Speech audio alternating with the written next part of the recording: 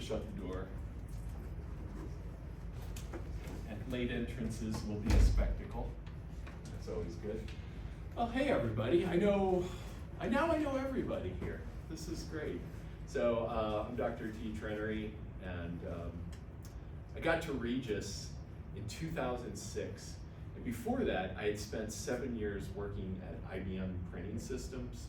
They used to have a Boulder office. If you're familiar with Boulder, it was right off the diagonal, and right now it's Ricoh, I think.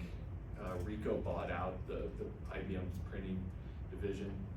So yeah, I got this opportunity after finishing my PhD to go work at IBM. My advisor had a hookup, and I was like, oh my God, I could make money. I could make money. They were offering me salaries I never imagined. And so I was like, yeah, that sounds good. I'll go make some money for a while. Don't go do things for money. It was not the job for me. I'm at the job for me right now.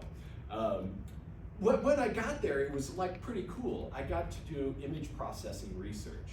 So I was working all the time with a lot of the stuff you're gonna see here. I'll describe the basic setup to you. But one of the key things I learned while I was there is about JPEG. And before that, I was pretty determined I wanted to be a pure mathematician. No applications, not gonna dirty my hands with application. And then I saw this and I was like, wow, this is incredible. So I'm hoping that when you walk away from this today, you're going to be like, JPEG is freaking awesome, and you're going to want to tell people about it. You're going to want to go look at JPEGs. And I actually created a bunch of, if you've been in my classes, you know I'm kind of stoked about having Gemini create HTML apps for me. So I've got a bunch of HTML apps to enhance this talk. And I'm happy to share any of those with you if you're interested afterwards. So what I was doing at IBM was I was working on a team that was developing a high-speed color printer, the InfoColor 130 Plus. And you can see it, look, this is me, right there. It's really big. It's just freaking huge. I mean, it wasn't quite that big. Obviously, this monitor is about as big as this screen up here. Someone sat there and controlled the whole thing. But it was huge, and it really flew fast. The 130 was 130 pages per minute of high resolution color images. And this was kind of like, there was nothing in existence like this at the time. And so one of the things that was the bottleneck here is you have this print server, or you have print jobs. So people, commercial clients would give us things to print for them, or they would buy this beast for some ungodly amount of money, hundreds of thousands of dollars. And then they would submit print jobs. So you know the kind of junk mail you get that you throw away? There's less of it today. I helped with that. So they would just do beautiful color posters and flyers and all sorts of stuff. And they would have these stored on a print server right here. You can kind of see it right here. And this was basically kind of an architecture. There was a language called Modka that basically told the server how to position things on the page, what to do with the images, and then all the resources like images and text were stored separately. And they were summoned up as needed off of the server. So there's a problem, because images, color images, take up a lot of memory. They're large files in general. And if you have just a bitmap, which is just a raw image, you've got each little pixel, each little picture element stored raw in a file. It's huge. Just think about if I have a 1,000 by 1,000 image, that's 1,000,000 little dots. And each of those dots might be 8 bits, it might be 16 bits, it might be 32 bits. And so this file is a very large thing, and we want this stuff to fly, because if this printer didn't get fed as it needed to eat, it would hitch up and just stop running. It would just get confused and back up, and terrible things would happen. So one of the things I was assigned to was the team that was helping to figure out how to get these color images transferred effectively from the print server to the printer. And they had already settled on this format when I got there. And in fact, they had one of the people who helped build JPEG on the team, Dr. Joan Mitchell. She wrote a book with someone else. It's kind of the JPEG Bible. I've got a couple copies in my office if you want to see them. I had to learn all about how JPEG worked before I could even do any of the math or the coding underneath. So JPEG basically was created in 1986. It's not that old. I mean, well, for you that might seem really old. For me, that seems like not just days ago, 1986. But they got together a group of people, different kinds of scientists, computer scientists, people who knew about the physiology of the human eye, and mathematicians and physicists and image scientists. There's actually people who just do color science. They just study how to effectively put color on the screen and render it so that it's true to whatever true means. So they created this lossy compression format. Now, lossy means you're going to throw things away. Instead of just having the true hardcore, the raw data, this was a format that was developed so that we could throw away a lot of information. You're going to be astounded at how much. We can throw away most of the data and still have your eye respond as if all the data were there. So it stores, there's a bunch of information up here, but there's a few things I want to say. First, I wanted to make sure you understood that word lossy.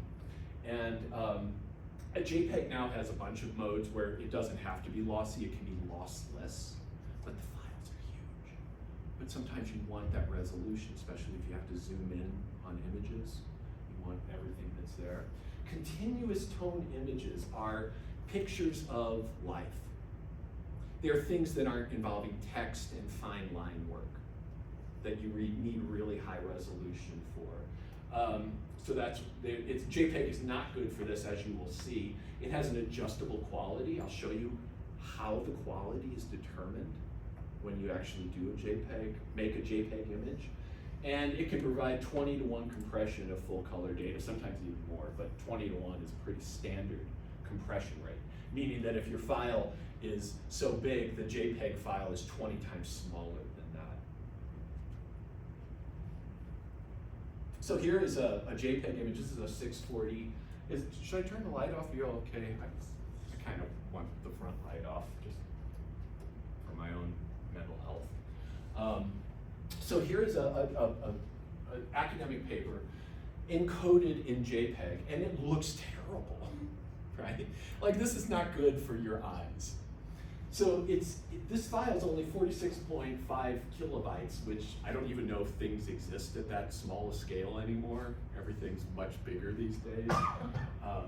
But it's 640 by 480, and you can see here, do you see the like rippling, like kind of watery waves on top? That's called artifacting.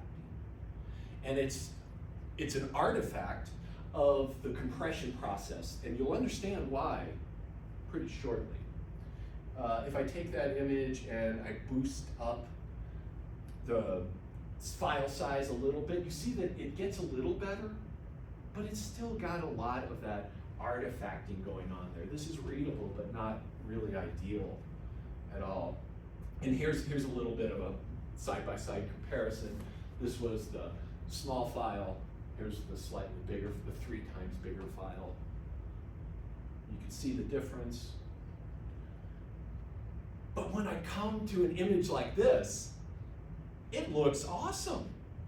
Look at this file. This file is only 207 kilobytes, so it's not much bigger than that paper, the second paper was. But looks good to me. I mean, there's the weird outline of the US East Coast. That looks kind of weird and dated. This picture's pretty dated. It's from 1994. I could have hid that, I guess. But I'm old, so that doesn't seem that long ago to me, as I've already mentioned. But look at the clouds. Look at these clouds. They look like clouds. We don't expect more from clouds. They get to be their own thing. And they look great to our eye. So this is a pseudo color image, but here's a beauty. This is from a trip I took to Bryce Canyon. And this was with a really old camera. Old, like 90s camera, right? And let's see, what is it, 851 kilobytes, it's 2K by 1.5K dots in the actual image. Looks really good. When I'm up here, I can see problems with it, but I imagine back here, looking good. Cool. So how do we get that? How do we get that awesomeness? The plan today is I'm going to go through the basic flow of how this all works, and then I'm going to show you some actual live examples of each of these steps of the process. So first off, I've got an image, and it is, let's say like this, and it's made up of pixels. And what I'm going to do is break it into 8 by 8 blocks of dots of light. So I'm going to make little squares, and each one has 8 across and 8 down. Different, and what we're going to do for most of this is talk about grayscale. So it's got different hues of gray in it. And that allows us to do 8 bits worth of information. So if I have 0, this is black. You can think of that as off. And 255, the value, is full on white. And then in here we have shades of gray as the value varies from 0 to 255. So that's called a grayscale image. So I'm going to take my image and I'm going to cut it up into 8 by 8 blocks. So this is the raw image. Cut it up into 8 by 8 blocks. Take each of those 8 by 8 blocks and compute what's called the two-dimensional forward discrete cosine transform. And I'm going to tell you about that. That's a lot. That sounds super fancy. If you know what a Fourier transform is, if physicists might know something about this, it's essentially a much simpler Fourier transform, really fast, really easy, not nearly as rich as the full Fourier transform. And then here's where we throw away data. So we do this transformation and turn it into essentially frequency information about the picture, how much low frequency, how much high frequency, and all the grades in between. And we quantize it, and that means we throw away data. This is the stage where the physiologists came in, and they looked at how the eye responded to changes in frequency. And it's kind of interesting because the human eye is actually much more sensitive to vertical changes in tone, or just changes at all vertically. It's a little more sensitive than it is wide horizontally. And that's because your visual field is wider than it is tall. And it's probably something you don't think about very often, but we've got a little more width than we have height. So your eye is more sensitive to changes like this than it is to like this. But on these old devices that were used to display JPEG, back in the old days, we had raster scan monitors. And so it was an electron beam that would scan across the TV super fast and lay each line down.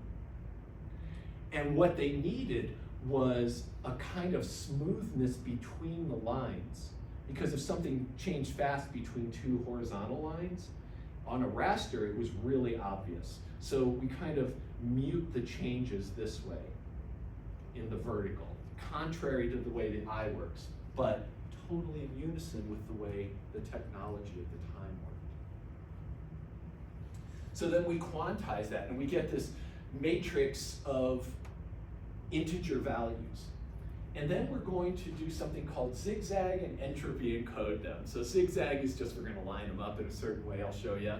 And then we use statistical methods to compress these strings of integers, because there's going to be a lot of repetition in these strings, and that is what compression is ideal for. Looking for non-randomness and compressing it. And what you get out of that is a JPEG block. And that goes into a JPEG file, and there's a whole syntax which is very tedious and boring, and we're not going to talk about that because it's like a whole language and structure of how to put these things together inside JPEG.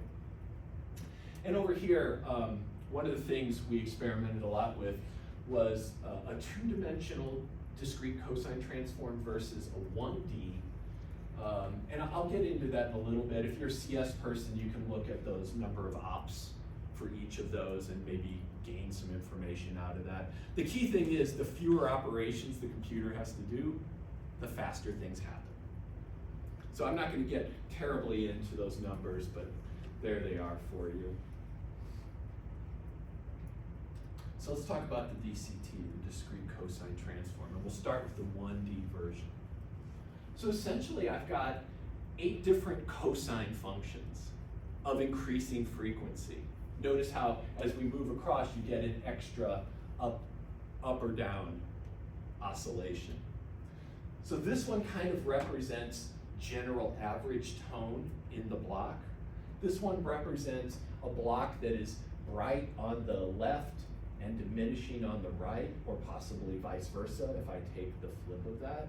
Here's a block that is bright, starts to get gray, becomes black, becomes brighter, and is white at the end. And then down here I've got a block that's bright, dark, bright, dark, bright, dark.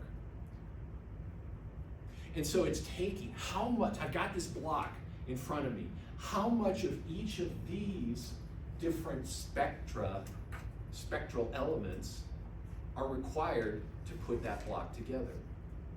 That'll make more sense when we look at some actual examples. But we call these the DCT basis functions. And it's, if you know about linear algebra, it is an orthonormal basis, if that means anything to you. And if it doesn't, you're totally still okay. It won't get you anywhere extra to know that. So this is a standard, this is actually the transform matrix.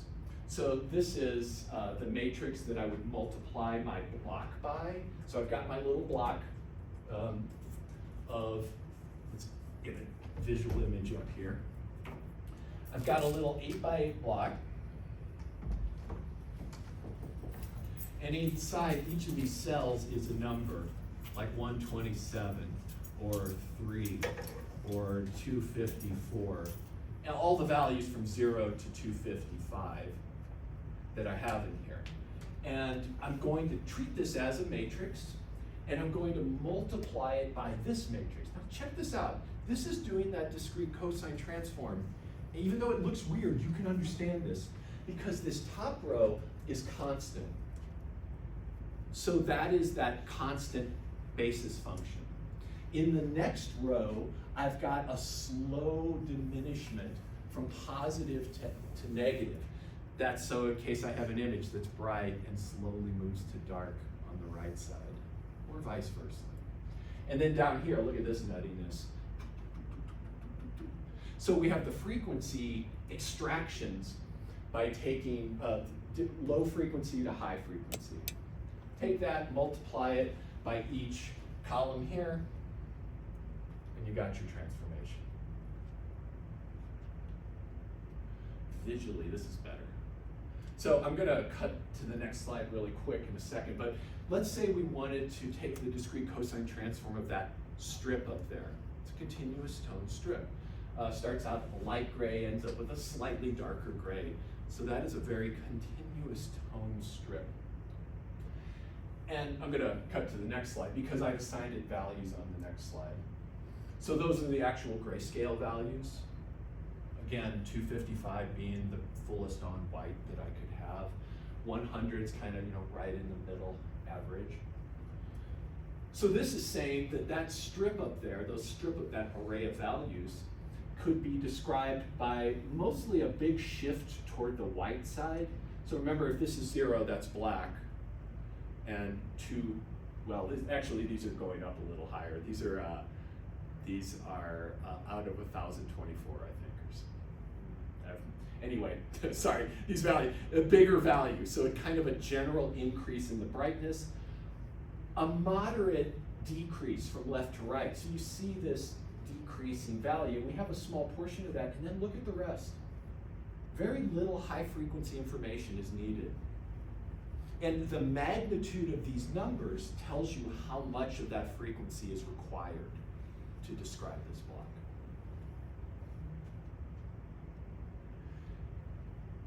So, and I'll show you an example of that when we get to my little apps that AI created. But this is the 2D DCT basis. So look at this. Now, instead of those single row functions that just describe a diminishment from left to right or whatever from left to right, this talks about the full 8x8 block and how it can change. So if I have a block that is mostly constant, it would see a high coefficient here.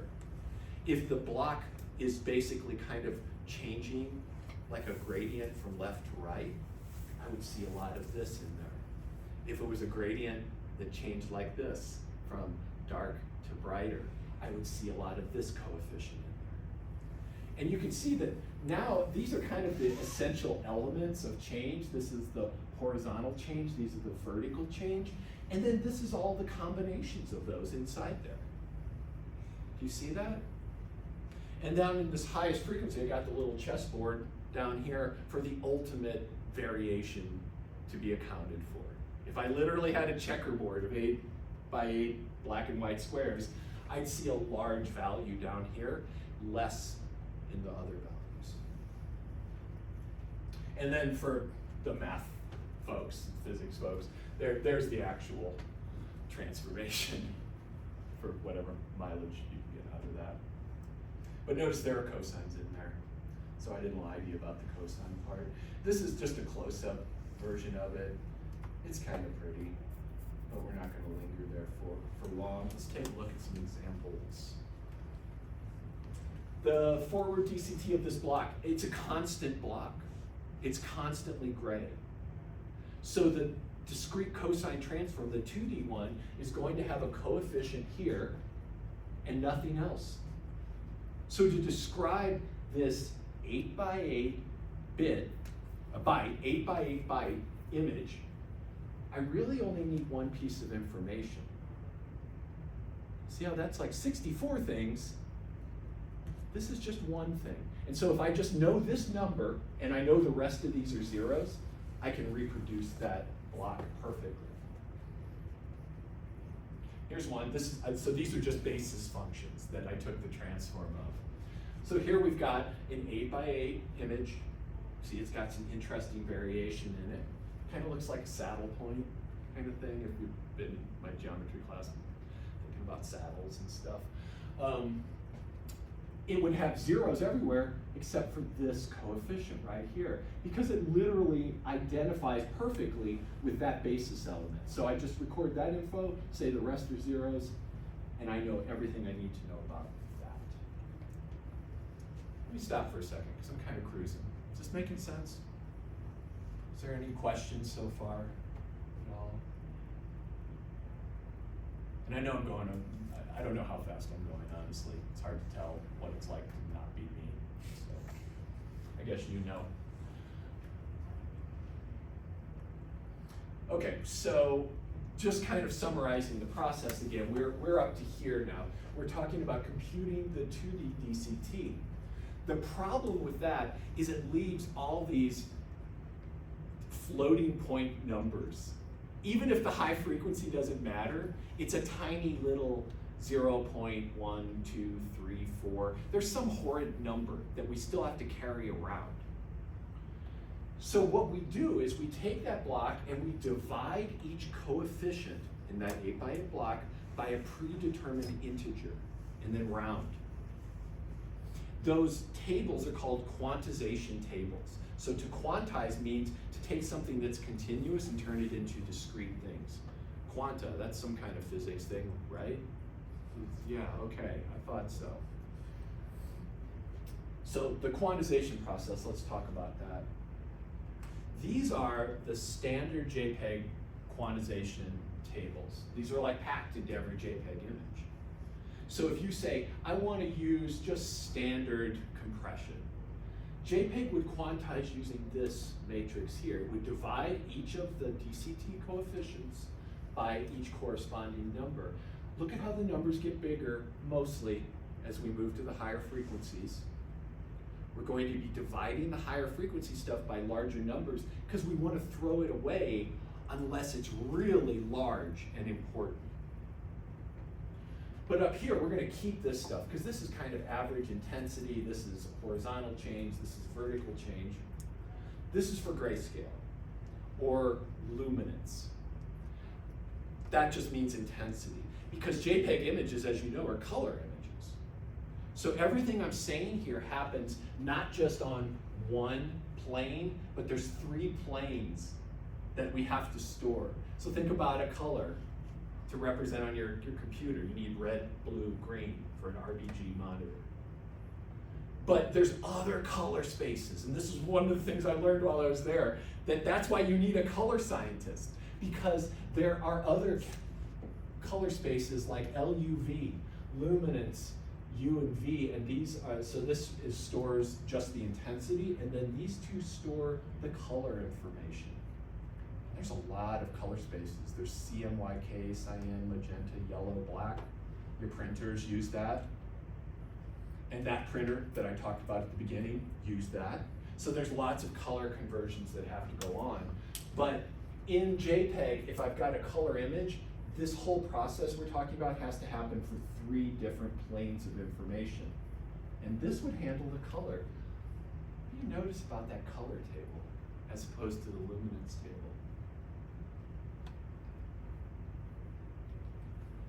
Kind of constant, right? And it gets large fast, and then it just stays large, because we're gonna throw away most of the color data. We're gonna keep a very small portion of the color, because your eye is not great at noticing changes in color. But it is really great at noticing changes at intensity. Now let's look at this. Remember, these were the vertical change basis elements. And you can see that we're quantizing those a little harder than we are the horizontal change ones. In other words, quantizing harder means bigger number that I divide by. I want to get rid of those frequencies more aggressively. And that was due because, like I was saying, the old technology with the raster monitors. And I'll show you some how this all works. So where are we at? We have found our discrete cosine transform. I've got a bunch of weird numbers in here like 0.32, 0.17, blah, blah, blah. I quantize this. They're actually bigger than that because quantizing by those numbers would be big. So I've got like 243.7, or I'm not even writing a 7, I'm putting a 4. 243.74, and then down here maybe I've got like a 0.01, because it's a kind of continuous image. So I take that discrete cosine transform, I quantize it, and I turn these into integers. So this might be 254, and this might be 2, and most of these are going to be zeros inside here, because we're going to throw away almost everything. Lots and lots of zeros in a matrix that was not zeros at all. And then what we do is this thing called zigzag encoding. And this kind of reminds me, if you know a little math and you know the Cantor diagonalization argument for the countability of the rationals, it's that scheme right there. But all this means is we're taking the lowest frequency, putting it at the head of a vector. Here's the second element in the vector. Here's the third element in the vector. And then we go down and up. Can you see why we might do that weirdness?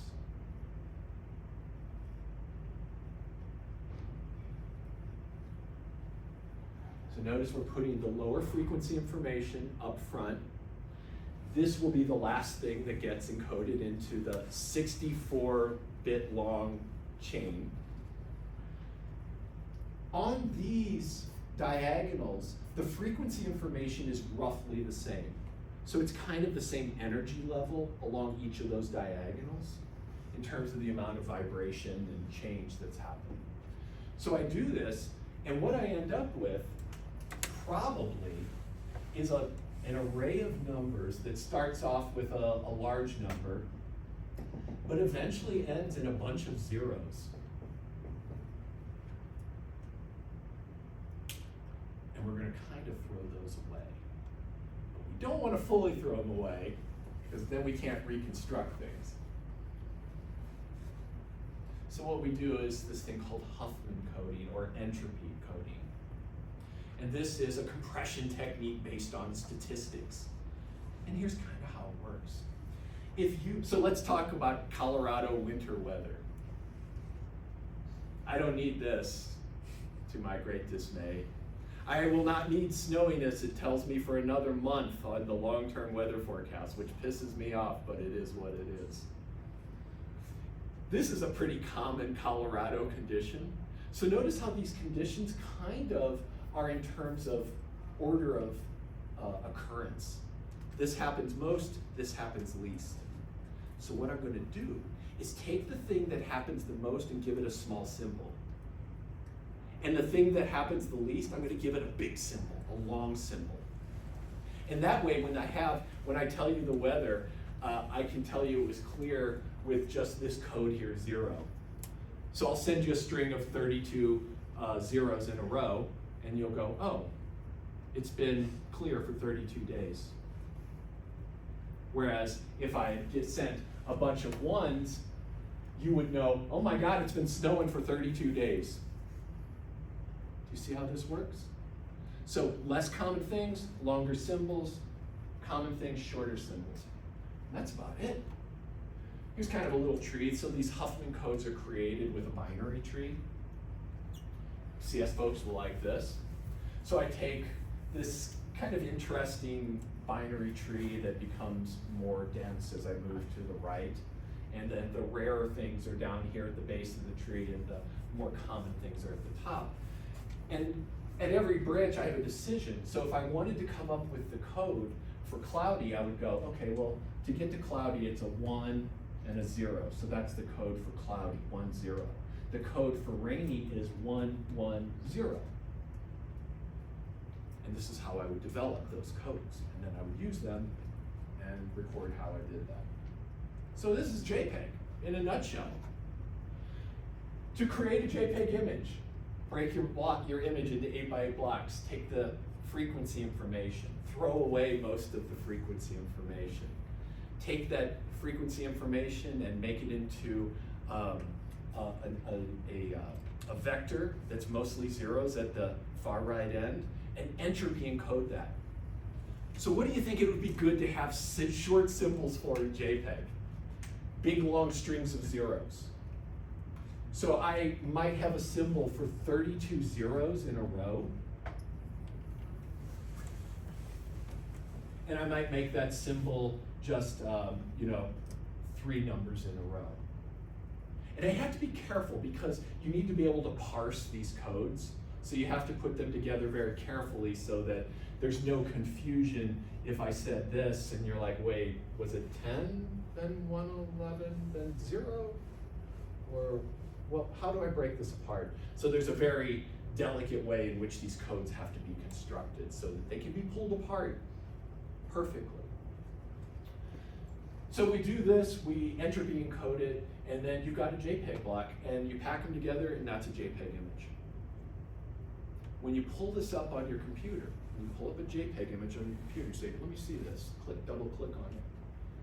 Everything happens in reverse. It opens the file, reads all the language of the structure, pulls it apart, and does everything in reverse. Now you don't remember this, but Dr. Casanova, most of you don't, but Dr. Casanova might remember this. Not that we're even close in age, but I'm hoping you might remember. The first digital cameras, you would click and then you would wait. There was a noticeable lag in the time between when you clicked the button and when the image was done. That's because of this. That's because of this, because it had to be encoded. And things just weren't very fast back in the day. So it took like 14 horses to do this when they first started out. And I think now it's only 2. Pretty impressive. Squirrel. So I wanted to show you some, that's my favorite squirrel, lives in my backyard. He's pretty. Here's some cool little apps that Gemini created. But I told Gemini to create these things, so I take that credit. So here we've got a little 1D DCT frequency filter. So you can kind of see how the strip changes when I throw away different frequency information. So right now, I entered this, I can just enter these raw values. You see a kind of continuous tone, jumps by 50 up or down as we move across. And it's got a lot of this constant coefficient. You see a lot of, see this little, this little bar here. Notice how it goes from bright to dark, but that image ends in a bright spot, starts off a little darker.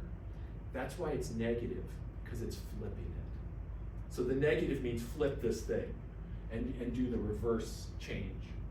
So there's a lot of that. There's a lot of this one, which makes sense because you can kind of see the dipping here, if you can visualize that. You can look at the values and see it dip. So I expect that guy to be very prominent. But then there's still stuff here. There's none of this guy, which is kind of amazing. And there's very little of the high frequency stuff. But if I come in here, so the thing at the bottom is the reconstructed version. So let's say I throw out this super high frequency info. See that? Watch the bottom image. When I turn off the ultimate high frequency, still pretty good. It did change a little bit, and you can see the difference. A lossless compression would have kept these values near perfect, but now you can see they're a little bit off. They're close, but they're off. But your eye can't tell the difference. So we could throw that out. What if we throw this guy out? See the change? A little bit. That right end is changing just a little bit, but not much. So I can throw that out.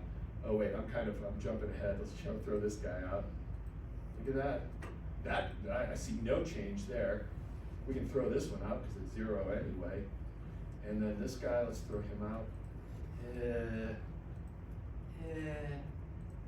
I can see a change. Can you see that? You see the change in intensity? We could maybe throw it out. Depends on how interested we are. And then we could see if I throw that one out, we're screwed.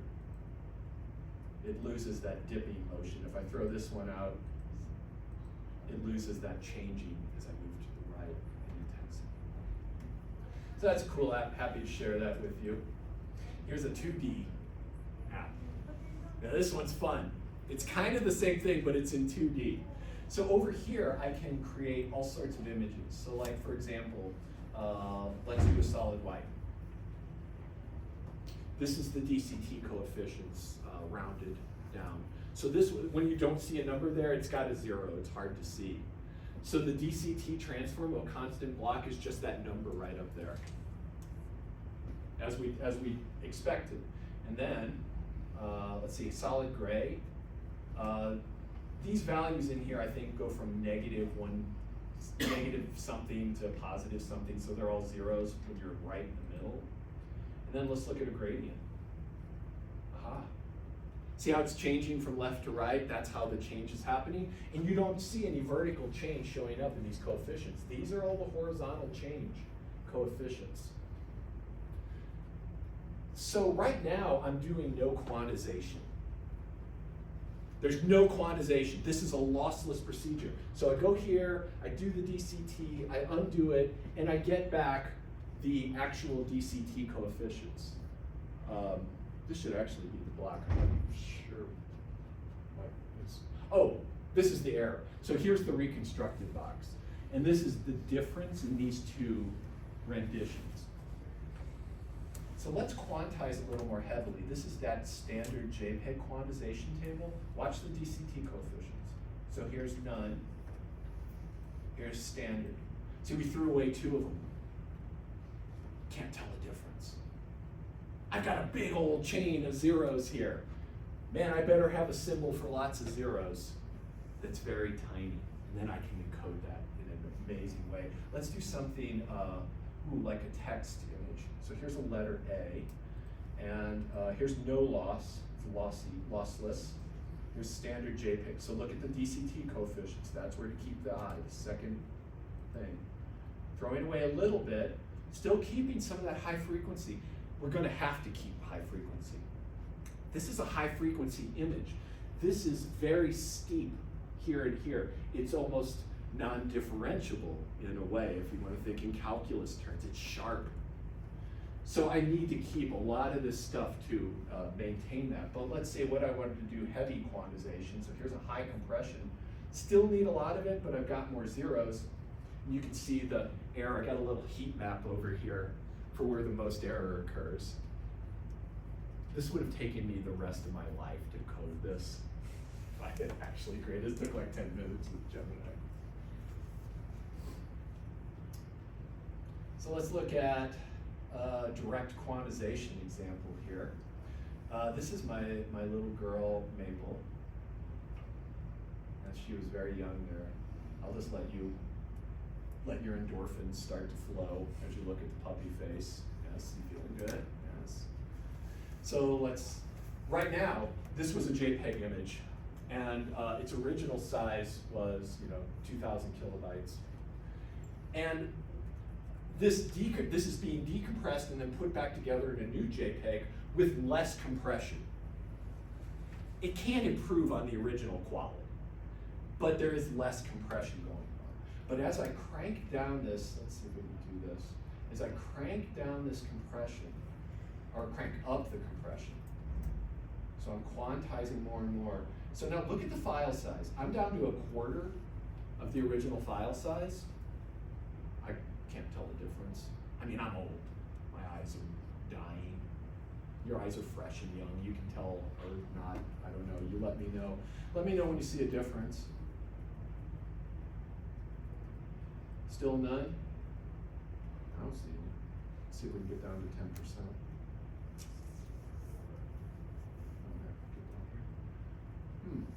Still looks cute as hell. Let's see what happens when we go to the ultimate quantization level. That looks terrible. So there's a fine line in here, but let's see where it might be. Let's come here. And you can really see the chrominance quantization coming in here. Look at how bad that couch looks. You see the artifacts, the grains coming through? Just horrific. And I can't do that to that pretty little girl. So let's go there. So I can get by with about 1/10 of the file size and not lose any of the fidelity. Incredible. JPEG, freaking amazing. And then I made this morning because I was like, gotta keep it lively. So this is a Huffman coding visualizer. So what we can do here is enter a string of characters, and it will encode them using that binary tree. So it looks at how often things occur, and then it creates that binary tree, and it creates a code for each one. That's just the alphabet from A to P. There's no repetition. So look at the codes. They're all 4 bits long. I can't do anything, there's no repetition. To compress means you need to have repetition. And if you take something that's totally random and try to compress it, what happens, CS people? What happens when you take something compressed, which means it's totally randomized and entropy filled, and you compress it again, what happens? You ever done this? I think you guys need to be compressing stuff a lot more. It stays the same or gets bigger. It often gets worse when you take something that's totally compressed and try to compress it further. So let me show you one. Here's a good one. How do you spell it? Let's use M-I-S-S-I-P-P-I. No, that's not it. How do you spell Mississippi? M-I-S-S-I-S-S-I-P-P-I? What a weird one. Let's generate the Huffman codes. Oh, only needs 4. So look at how it did this. It took the character S, which occurs most frequently, and gave it a 1-bit code, 0. And then its I is the second most, so it gets 2 bits. And then P and M are the only other things that occur at this relatively the same frequency. And we gave those 3-bit codes. And so I could communicate this whole word, which was 88 bits of ASCII with 21 bits of zeros and ones. And that's pretty amazing. Considering on top of that, I've got all the other compressions that are going on with the discrete cosine transform and quantization. So JPEG is kind of this masterpiece, I think of. It just like blew me away that so many different disciplines were required to create something that essentially made the internet possible. We take it for granted that we can look at whatever we want on the internet now and share images on Instagram and all this stuff. None of that would have been possible without the development of JPEG. So let me come back to the title of my talk. Like, freaking amazing. So much we take for granted in this world until we actually understand it, right? Or try to understand it. So that's all I got for you, my friends. Let's go back to that squirrel. View the slide. And do y'all have any questions? Christian? So you had mentioned, I think, unless I misunderstood, like during the initial quantization process, right? You're throwing out information, and in that it's like a non-invertible operation, right? So when your computer, as you said, was like kind of unpacking, there's a dequantization step. How are you doing that? Like, are you creating like some pseudo inverse for your quantization? It's process, literally or as is it like interpolation? Or? Well, you literally, instead of dividing by that table, you take what you got and multiply by it. Okay. And so you still have thrown things away. Definitely. And remember that the quantization was to enable the Huffman coding to actually become more effective and to create more zeros. And we're only throwing out the zeros that didn't matter visually to begin with. So when we get those we get the tiny values from the DCT, we throw out those with the quantization. And if I just reproduced what I have at that point, it would pretty much look the same.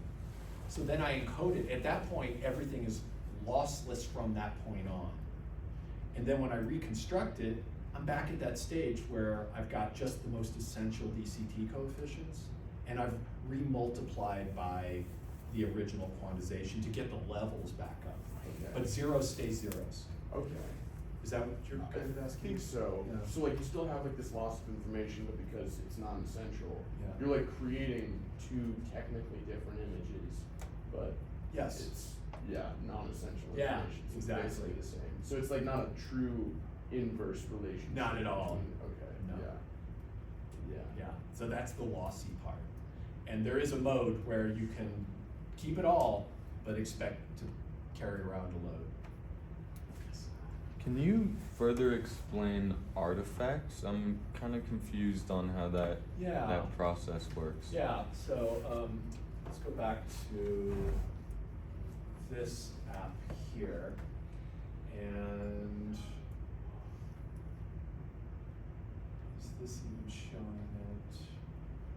So it's kind of hard to see here, but let me, so look at the original A. I think you can remember that the original A is just pure white and pure black. But when I reconstruct this A here, notice how there's a blurriness. See, there's like not zeros everywhere. There's a 33 up there. And even though that's small, your eye catches it. And it looks like you've smeared this letter a little bit.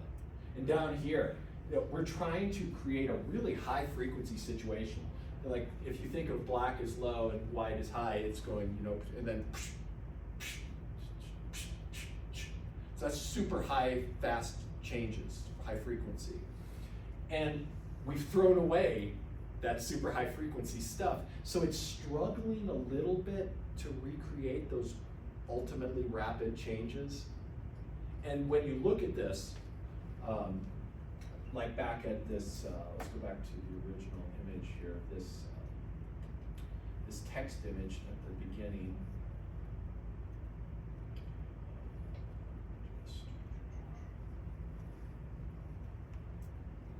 So you can see that kind of thing here, where these are really high frequency changes, black to white. There's no other tones in there. And it's struggling because we've thrown away its ability to meet those high frequency changes or to respond to them. And so it's struggling, and instead of this being a flat white here, it's got these little bubbles, and they show up terribly. So artifacting is that effect there, where we've lost the ability for super fast changes, and we have to have a trade-off. How And that does is it blurriness. How does it produce those like different hues on the picture of your dog though? How is it coming to that conclusion?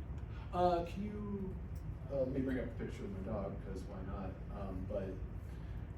What is it? I'm not sure I 100% understand your question. Could you rephrase it a little bit? Yeah. I understand that we're throwing away information in the compression process. Yeah. But maybe it's information that's already there, but when you sort of took the file size down to practically zero, colors that didn't seem like they were there before started to appear. Yeah, now I remember where that happened. That was here. So what we're happening here is we're quantizing. So notice in that left, you can start to see the artifacting, the chrominance artifacting over here in these rainbows kind of manifesting. And that's because, remember, we've got the intensity black-white data, and then I've got two planes of color data that I'm keeping. And that's all getting quantized. This color is changing really fast. This is like a white and then like kind of a pink it's supposed to be. So there's a super fast change from all the colors on, or all the colors off, I guess it depends on how you think of it, to like just reds being kicked in. Right. And we've lost the ability to do, this is almost like a colored letter here, like that letter A. Yeah. Right? And so I just don't have the high frequency response I need to still make it not obvious to our eye. Yeah, gotcha. Does that make sense? Yeah, I Okay. forgot about the color planes. That totally brings it back. Cool. Good question. Yeah. Yes. So like when you're using something like photo editing software and Yeah. like you have like the sliders that change like brightness or the intensity, does that have to be like constantly building and rebuilding a Yes. JPEG? Or okay. Yes. And one of the problems we had that we worked on while I was there is how is it possible to not fully decompress and still make some changes? And we did a lot of work. I got like 14 patents on this stuff, and none of it really worked very well. So it had to be a full decoding. The hint, if you ever want patents, go to IBM and they will just pay you to do patents, even if they're not worth patenting. Does that answer your question? Yeah. Yes? Are there any file formats that use like a FFT instead of a DCT? Oh, and I don't think you'd need that. I'm not sure. Like, are you talking about image files? Yeah. Not to my knowledge. Everything I know of is some sort of DCT. The Fourier transform, I don't know. Dr. Casanova, you might know something about this. I don't know actually. Like for image, yes. Yeah. Maybe it's DCT. I think not, because it's definitely a little more complex, and I mean that in several senses, right? It requires complex math, complex numbers, as well as it's just more computationally intensive. I think that the DCT has been worked on, and actually I guess there's a fast Fourier transform. Yeah, that's the FFT. Right? the But Fourier. I don't think it's as fast as the fast DCT It's not, transform. no. So, yeah. I was just curious because it's used. I know it's used a lot, like on GPU stuff, and I don't think that's not, of course, entirely practical to have some like JPEG thing, because you can't expect everyone to have like a good GPU to run an FFT. Absolutely. But I know it's used a lot in a lot of things, and I was just curious if there had been any, like, I'd probably be experimental, but I was just curious. And if AI keeps consuming all our graphics processing, we might have to go back to JPEG, old school. Any other questions? Christian. Is that process or like the phenomenon of like artifacting with DCT, is that kind of like analogous to like the Gibbs phenomenon with like a Fourier transform where you can like, if you're trying to like recreate like a square wave, right? Like at the transition points you have like yes. really quick like, Absolutely. oscillations. Yeah, with a Fourier transform to really, you need infinite amounts of Yeah. information to truly preserve a sharp square wave, right? But you can get close. Yeah. This is that, yeah, it's very much like that. Yeah.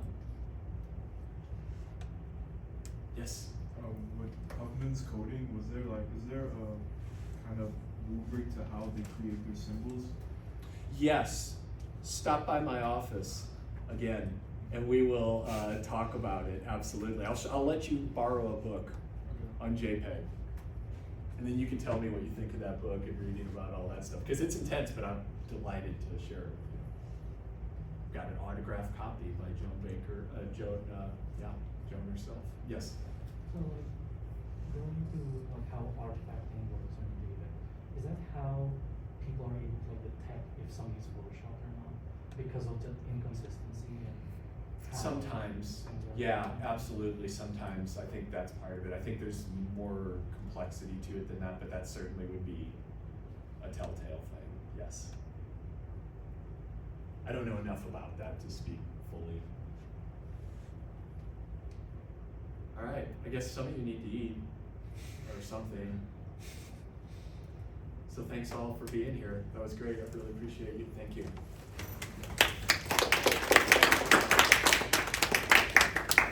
Eric, would you mind, Eric, did you already do your IT support? No.